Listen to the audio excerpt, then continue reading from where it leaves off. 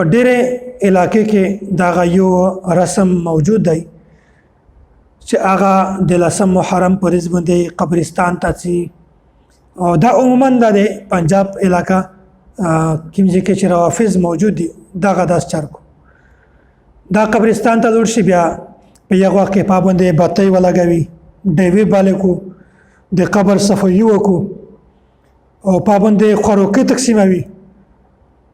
والی کی ورکی ته ورکوي ستر ته ورکوي او داسې په دغه غرض باندې د نور خرافات کو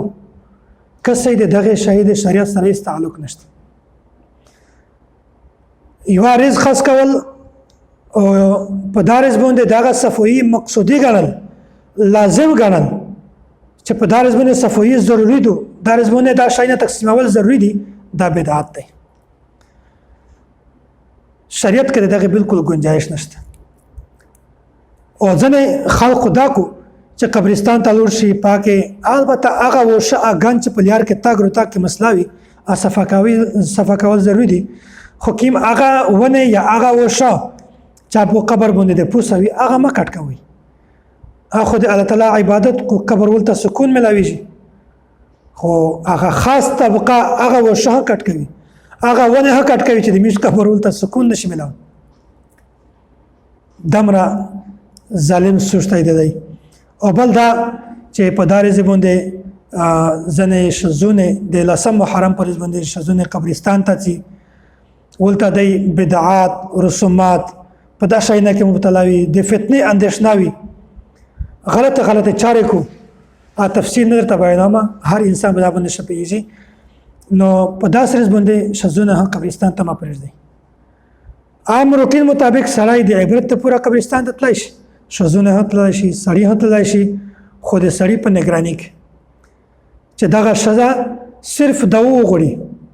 الله تعالی نه دغه انسان مغفرت دعا وغوړي الله تعالی ته یو نیک سړی په تور وسیله پیش کو او نور دا چاته سجده لګوي یا تشه په خپل پر سلاوي یا په تشه پر سلاوي یا څه خرافات کو دغه د سړی په نگرانی کې دغه تک ضروری دی او بل داسې شزونه چې هغه په دا شاینه کې مبتلا په دا باندې رسول الله صلی الله علیه وسلم لعنت ولري لعن رسول الله صلی الله علیه وسلم زائرات القبور داسې شزونه چې هغه قبرستان تازي خرافات کو فتنه کې مبتلا بدعات کو غلط رسمینه کو په داسې شزونه باندې الله تعالی لعنت ولري او داسې والمتخذین علیها المساجد او داسې هغه خلق چې هغه قبرستان قبر سجدهګاه جوړ کو اته سجده لګوي سجده دي جوړ کو شرک کو داسې باندې رسول الله صلی الله علیه وسلم لعنت ولایي نمبر 3 والسرج او هغه خلق چې هغه قبرستان باندې ډیوی لګوي شمع په بلوي ګربتۍ په بلوي یور په بلوي په داسې خلق باندې رسول الله صلی الله علیه وسلم لعنت ولایي نو میشتو څه په چاردو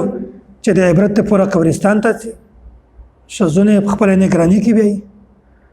او د خرافات نه د بدعات نه او د داسې رسمي نه میشتو ټول هر انسان زونه بچو نو په چاردو چې سړی صرف محرم کې نه بلکې هر وخت کې همیشه یا هر هفته کې هر میاشت کې قبرستان ته تک ضروری دی آیا قبر خو خراب شوی نه وي دا ورته وکي دغه حق دی صرف د ژوندۍ حق نه د مړي حق دی په میشتوس باندې حق دی خو میشتوس هغه حق نشي ادا کولای الله تعالی د میشتوس د بدعات نه او د رسومات نه په حفاظت کوي